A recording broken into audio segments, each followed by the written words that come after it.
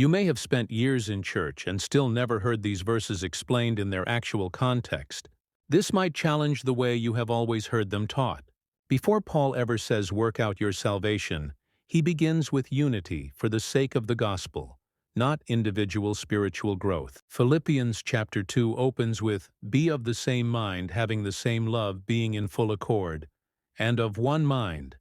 That is corporate language. A church learning how to exist together so the gospel is not hindered. Then Paul immediately points to Jesus as the illustration. Jesus did not work out his salvation. Jesus set aside his rights, humbled himself, took the form of a servant, and obeyed for others.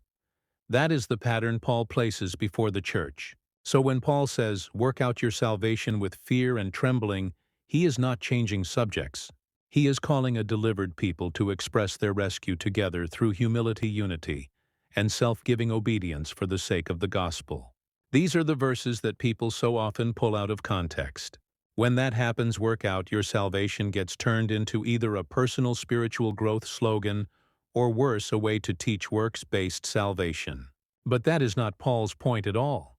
Study these verses in their flow, and Paul is talking about a united church embodying its deliverance together.